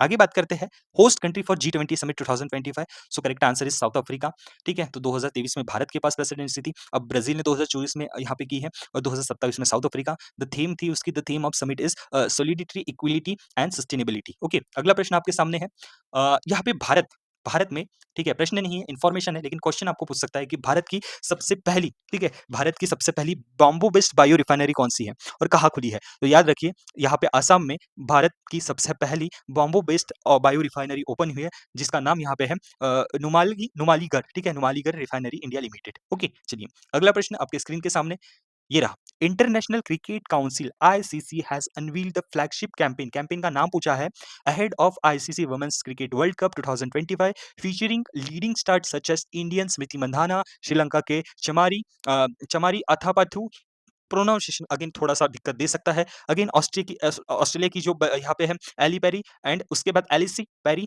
और उसके बाद अदर्स। तो यहाँ पे उस इनिशिएटिव का नाम है विल, इच्छा टू विन, इच्छा शक्ति जो है वो जीतने की होना चाहिए। क्वेश्चन यहाँ से तो बनेगा, लेकिन पिछली बार अगर बात करूँ तो आईबीपीएस पीओ में क्वेश्चन कैसा पूछा गया था? चलिए बताइए भाई साहब कि 2026 का विंटर समर ओलंपिक्स कहाँ पे हो रहा है? तो क्या आपको ये नहीं लगता कि आईसीसी के टूर्नामेंट जो अभी चल रहे हैं वहाँ से क्वेश्चन पूछे, फीफा के टूर्नामेंट जो अभी क्वालीफाइंग चल रहे हैं वहाँ से पूछे? तो चलिए उसकी भी समस्या हमने दूर कर दी है। चलिए, सबसे पहले आसानी से समझते हैं कि 2025 का जो वर्ल्ड कप हो रहा है, वो कौन से 2 देश मिलके यहाँ पे होस्ट कर रहे हैं। तो ऑब्वियसली इंडिया और श्रीलंका। चलिए हमने ये समझ लिया सर। अगर हम बात करते थे आईसीसी के जो होस्ट है 2024 से 21, अब ये मेंस कैटेगरी में, ठीक है? ये मेंस कैटेगरी हो गया, ये वुमेन्स हो गया, ठीक है? ये वुमेन्स हो गया। मेंस कैटेगरी की हम बात करें तो देखिए आप स्क्रीन में देख सकते हैं आईसीसी टी20 वर्ल्ड कप जो कि हो चुका है, होस्ट कंट्री थे यूएसए और वेस्ट इंडीज। उसके बाद चैंपियंस ट्रॉफी हुई पाकिस्तान में और हमने इंडिया के जो मैचेस खेले यूएई में। ताकि जो भारत-पाकिस्तान का जो बीच में युद्ध चला ऑपरेशन सिंदूर, इसकी वजह से। आईसीसी टी20 वर्ल्ड कप 2026 मतलब जो आने वाला है, ठीक है, अगले साल भारत में और श्रीलंका में होने वाला है। उसके बाद आईसीसी क्रिकेट वर्ल्ड कप 2027 का जो है, वो है आपका South Africa, Zimbabwe, Namibia. ICC टी20 वर्ल्ड कप 2028 का अगेन ऑस्ट्रेलिया, न्यूजीलैंड। आईसीसी की जो चैंपियंस ट्रॉफी होने वाली है, तो इंडिया होस्ट करने वाला है।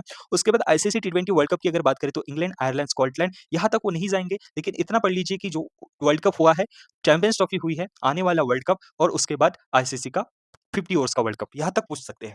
वुमेन्स की कैटेगरी में आ जाते हैं, तो देखिए अभी हमने जो बात किया है कि टी20 वुमेन्स का जो 2024 का हुआ है, बांग्लादेश ने होस्ट किया। उसके बाद अगर बात करें तो यहाँ पे इंडिया और श्रीलंका ने होस्ट कर रही है अभी। उसके बाद अगर बात करूँ तो इंग्लैंड होस्ट करने वाली टी20 वुमेन्स वर्ल्ड कप और यहाँ पे again champions trophy Sri Lanka host करने वाली है। आगे बात करते हैं, अब मैंने जो बोला ये, तो अभी अगर ओलंपिक्स में उन्होंने पूछा है कि 2026 का विंटर ओलंपिक्स कहाँ पे हो रहा है, तो हायर चांसेस है कि वो 28 का पूछे और 30 का पूछे, 32 का पूछे, 34 का पूछे। इसके लिए मैंने ट्रिक लाया है। देखिए समर्स के लिए बीजेपी ला याद रखो, बीजेपी ला याद रखो, हर 4 साल में ओलंपिक होते हैं बराबर। आपको पता है ब्राज़ील में हुआ है, उसके बाद जापान में हुआ है, उसके बाद पेरिस में हुआ है, उसके बाद होने वाला है लॉस एंजेलिस में। अब देखिए लॉस एंजेलिस में कब होने वाला है, चलिए हम आगे नीचे लॉस एंजेलिस देख रहे हैं हम 2028, तो अब 4-4 साल आगे जाइए, ठीक है? 2028, 24, ठीक है? अकॉर्डिंग टू आप आगे जाइए, तो आपको समर ओलंपिक याद हो जाएगा, ठीक है? विंटर याद कर लीजिए, लेकिन ये आईबीपीएस में पूछा गया प्रश्न है, हो सकता है रिपीट, तो प्लीज़ देख लीजिए 2026 का विंटर ओलंपिक्स हो रहा है इटली में, 2028 का समर ओलंपिक्स हो रहा है लॉस एंजेलिस यूएसए में, 2030 का जो आपका विंटर ओलंपिक्स हो रहा है वो हो रहा है फ्रेंच एल्प्स में,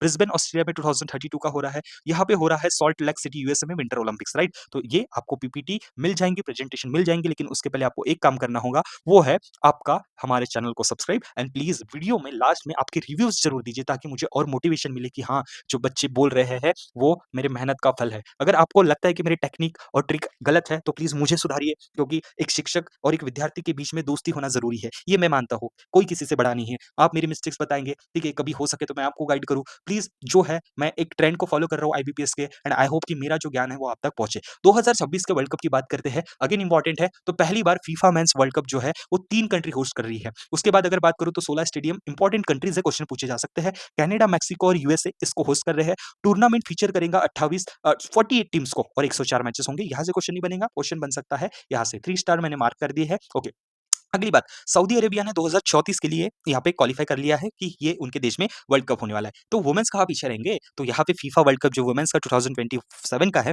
वो ब्राज़ील ने कंफर्म कर लिया है। ओके, चलिए ये जो मैंने अभी बताया वही डिटेल्स थे, तो एक बार चलते-चलते फास्ट यहाँ पे डिटेल्स देख लेते हैं। अंडर 17 का जो वुमेन्स वर्ल्ड कप है वो मोरक्को होस्ट करने वाला है नवंबर में, 9वां एडिशन है। वुमेन्स वर्ल्ड कप की बात करो ब्राज़ील में होने वाला है और यहाँ पे अब ये जो है women's world cup South America में हो रहा है। उसके बाद अगर बात करूँ तो सेकंड एंड फाइनल क्यों बोला गया है कि देखिए फॉर्मेट क्या है, 32 टीमें, ठीक है? और यहाँ पे अगले साल से 2031 से 48 टीम्स आने वाले हैं। फीफा वुमेन्स वर्ल्ड कप 2031 जो मैंने बोला, ये होने वाला है यूनाइटेड स्टेट्स, मेक्सिको, रिका और जमैका, ठीक है? ये सारे जो डिटेल्स थे ये गेम्स के बारे में थे। तो अगला प्रश्न आपकी स्क्रीन के सामने, उससे पहले आपका टाइमर शुरू होता है अब। As per recent information, Indian Army Western Command is spreading large-scale humanitarian assistance and disaster relief (HADR) operation. अब एक ऑपरेशन चलाया गया है ह्यूमैनिटेरियन असिस्टेंस और डिजास्टर के प्रति। आफ्टर सर्वर देखिए फ्लड्स आए थे कुछ दिनों पहले राजस्थान में, हिमाचल प्रदेश में, जम्मू कश्मीर में। तो उस ऑपरेशन का क्या नाम है? तो आपका सही उत्तर है वो है operation Rahat. Option number C is your correct answer दोस्तों। तो याद रखिए बहुत ही इंपॉर्टेंट 3 स्टार क्वेश्चन है जो एग्जामिनेशन में पूछा जा सकता है। ओके, अगला प्रश्न आपकी स्क्रीन के सामने, टाइमर शुरू हो चुका है। Switzerland and retain the top spot. जी, स्विट्जरलैंड ने टॉप स्पॉट रिटेन कर लिया है कहाँ पे? Talent competitiveness for the 10th consecutive year. Okay, according to IMD. Okay, IMD world talent ranking की बात की जा रही है। भारत का क्या रैंक है इस इंडेक्स में? बहुत शानदार प्रश्न है। तो इसका जो सही उत्तर है वो है 63rd। Okay, 63rd। चलिए आगे बढ़ते हैं। सेंट्रल गवर्नमेंट हैज लॉन्च, जी हाँ, कुछ तो लॉन्च किया है। Okay, 100 crore call for proposal support startup in hydrogen initiatives. बहुत ही बेहतरीन लीड हमारे देश में चल रही है हाइड्रोजन इनिशिएटिव्स इनोवेशंस की। The scheme will provide up to. Okay, पैसा पूछा है कि कितना करोड़ इस प्रोजेक्ट में लगा है। Pilot project in innovation hydrogen production storage transport and utilisation technologies. जी हाँ, 5 करोड़ रुपए का यहाँ पे ये जो है, ठीक है, तो पूरा यहाँ पे पैसा मिलेगा। So this scheme will provide up to 5 CR। ठीक है, 5 CR। ओके, याद रखिए। चलिए आगे बात करते हैं अगला प्रश्न। लेकिन उसके पहले ये देखिए, इंडिया की पहली हाइड्रोजन ट्रेन, हाइड्रोजन से हाइड्रोजन की न्यूज़ को रिलेट करेंगे भाई, क्योंकि एग्जामिनर चालाक है, ठीक है? चालाक चतुर चहल जैसा है, कुछ भी पूछ सकता है। लेकिन मैं उससे पहले आपकी कुछ तारीफ करना चाहूँगा कि आप अभी तक इस वीडियो को यहाँ तक देख रहे हैं, क्योंकि कुछ बच्चे होंगे जो इस वीडियो को मतलब गिव अप कर दिया होगा कि वो इंतज़ार करेंगे कि सर पीडीएफ देने वाला है, and I will provide PDF in Telegram channel जिसकी लिंक डिस्क्रिप्शन में दे रखी है। लेकिन आप लाइव देख रहे हो इस वीडियो को, okay? So thank you again. India's first hydrogen train जो है, वो पहली जो है जींद सोनीपत हरियाणा के दौरान चलने वाली है। 80 करोड़ पर ट्रेन की लागत से ये बनने वाली है। चलिए और विस्तार से समझ लेते हैं। इंडियाज़ फर्स्ट हाइड्रोजन ट्रेन, जी हाँ, भारत की पहली हाइड्रोजन ट्रेन के बारे में। वो चलने वाली है जिंद सोनीपत रूट हरियाणा में। इसके बाद अगर बात करूँ तो ये कन्वर्ट की गई डीजल इलेक्ट्रिकल मल्टीपल यूनिट जो डेमो ट्रेन होती है, world most powerful hydrogen power train की बात हो रही है यहाँ पे, ठीक है? उसके बाद मैं बात करूँ तो 1200 एचपी का 1200 एचपी का इंजन रहेगा उसमें। टॉप स्पीड के ऊपर क्वेश्चन पूछा जा सकता है। 110 किलोमीटर प्रति आवर की रफ्तार से चलेंगी। यहाँ पे क्वेश्चन नहीं पूछेगा। 2000, ये आपकी इन्फॉर्मेशन के लिए। रूट जो है 89 किलोमीटर का है, Jind Sonipat route Haryana. Engine performance की बात करूँ तो जो मैंने आपको बता दिया हूँ। टेक्नोलॉजी की बात करूँ तो सबसे इंपॉर्टेंट है, पूछा जा सकता है कि कहाँ पे ये बन रही है। सो इंटीग्रल कोच फैक्ट्री सो यहाँ पे आईसीएफ चेन्नई में। नेक्स्ट जो है हमारा कोटक 811, जो कोटक महिंद्रा बैंकिंग का यहाँ पे प्लेटफॉर्म है, एप्लीकेशन है।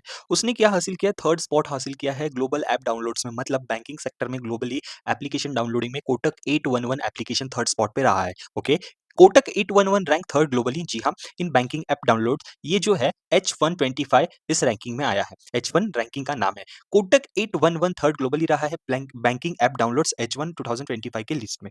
अब अगर मैं बात करूं तो यहाँ पे 16 मिलियन डाउनलोड्स है, 250% का यहाँ पे ग्रोथ दिखा गया है, ठीक है? उसके बाद सरपास किसको किया? एसबीआई, जिसका सबसे बड़ा नेटवर्क है एसबीआई योनो ऐप को, जो चौथे नंबर पे रहा है 16 मिलियन डाउनलोड के साथ। तो याद रखिए पूछने की संभावना बहुत ज्यादा बढ़ जाती है। अगला जो आपके सामने प्रश्न होता है ये है, India India's first AICT 2025 is coming in which state? बहुत ही शानदार प्रश्न है, पूछ सकते हैं। वो है उत्तर प्रदेश। याद रखिए उत्तर प्रदेश में लखनऊ। तो लखनऊ में यहाँ पे आर्टिफिशियल इंटेलिजेंस सिटी आ रही है, जिसका बजट यहाँ पे और इन्वेस्टमेंट जो है वो है 10,732 करोड़ रुपए का। और उत्तर प्रदेश के यहाँ पे जो लखनऊ सिटी है वहां पे ये आने वाला है। ओके, आगे बढ़ते हैं। नहीं, आपका क्वेश्चन शुरू हो गया। रिपोर्ट आई है यहाँ पे, ठीक है? Ministry of statistics and programme implementation MOSIP has compiled and release 8 consecutive issue of publication released environment accounts titled Environmental Accounting on Forest from 2010, 2011 to 2021 to 22, India's forest cover grew by, ठीक है, यहाँ पे 17,444.61 square kilometre, मतलब 22.50%। Reaching मतलब इसका कितना square kilometre में बढ़ा है, ठीक है? So option number B is your correct answer, 7.15 lakh square kilometre. Okay, याद रखिए दोस्तों। उसके पहले एक और यहाँ पे नोट्स अपडेट है। विकसित रेल मिशन 2025 का ये क्या अचीवमेंट क्या करना है उनको? कितने प्रतिशत का नेटवर्क इलेक्ट्रिफिकेशन रेलवे का जो है पैमाने पे करना है? सो इंडियन रेलवे ने यहाँ पे 99.1% तक अपना नेटवर्क इलेक्ट्रिफिकेशन इलेक्ट्रीफाइड कर लिया है अगस्त 8 तक। और इनका गोल है कि 2025 के आखिरी तक हम 100% रेलवे को इलेक्ट्रिफिकेशन पे लाके खड़ा कर दे, ताकि आप देख सकते हैं बाहर के जो देश है उनका हाल क्या है, ठीक है? तो बहुत ही इंपॉर्टेंट न्यूज है दोस्तों ये। And recently who among the following has been taken charge as 13th director of botanical survey of India, becoming the first mycologist to head the prestigious institute. Mycologist मतलब क्या होता है? जो फंगस की study करता है। लेकिन भारत देश का जो बॉटनिकल सर्वे ऑफ इंडिया है, उनके यहाँ पे जो है व्यक्ति है, उन्होंने यहाँ पे चेयरमैन का चार्ज लिया है। तो याद रखिए डायरेक्टर का चार्ज लिया है, तो वो है आपके option number C which is doctor Kanand Das, ठीक है? कानंद दास, ठीक है? बहुत ही इंपॉर्टेंट न्यूज़ है दोस्तों। अब रहा ये आपके लिए बोनस मार्क जो कि मैं हर एग्ज़ाम हर मॉक टेस्ट के लास्ट में देता हूँ, ठीक है? तो देख लीजिए यहाँ पे लिस्ट ऑफ न्यू अपॉइंटमेंट जो कि टॉप इम्पोर्टेंट है, ये यहाँ से मैंने आपको दिया हो, क्वेश्चन पूछ सकते हैं, बस पॉज़ करके पढ़ लीजिए। उसके बाद अपॉइंटमेंट्स जुलाई मंथ के, तो ठीक है, अगले स्लाइड, अगले टेस्ट, अगले मॉक में जून मंथ के अपॉइंटमेंट इम्पोर्टेंट। तो यहाँ पे देख लीजिए appointment Keshav Ramachandran, air marshal Shiv Kumar, Amitabh Kant जो जी20 के शेरपा थे, तो उनको एग्जीक्यूटिव डायरेक्टर इंडिगो के बनाया गया। फिर देखिए ये जो है एक बार पढ़ लीजिए, ठीक है?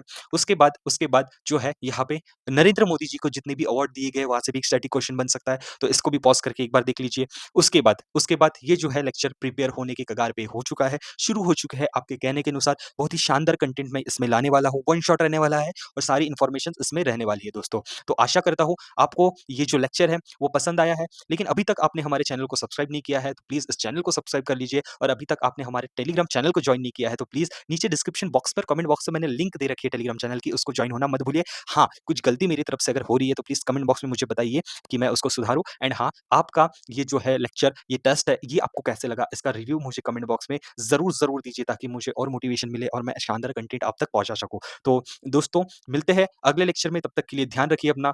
Take care, bye bye. लेकिन आपने अभी तक ये प्लेलिस्ट नहीं देखी है जो मैंने डिस्क्रिप्शन बॉक्स में लिंक दे रखा है। इस टेस्ट इसके बाद इस लिंक को 1x 2x के स्पीड पे ज़रूर देखिए जहाँ पे मैंने जून, जुलाई, अगस्त के एमसीक्यूज़ कवर किए हैं और विद डिटेल्स मतलब न्यूज़, बैंकिंग रिलेटेड न्यूज़ आपके जो एग्ज़ामिनेशन में आता है उसको कवर किया है। तो मॉक भी लगाओ लेकिन इस सीरीज़ को भी देखो दोस्तों। तो चलिए अलविदा कहता हूँ मैं आपको। प्लीज़ मुझे बताइए कि आपको ये मॉक टेस्ट कैसी लगी? प्लीज़ चैनल को सब्सक्राइब करना मत भूलिए अगर आप हमारे चैनल पे नए हैं तो एंड टेलीग्राम लिंक मैंने डिस्क्रिप्शन में दे रखी है। Thanks for watching. See you in next mock test. तब तक के लिए ध्यान रखिए अपना, पढ़ाई करते रहिए। आप एक दिन सफलता ज़रूर हासिल करेंगे। चलिए मिलते हैं अगले वीडियो में। Thank you. बाय-बाय।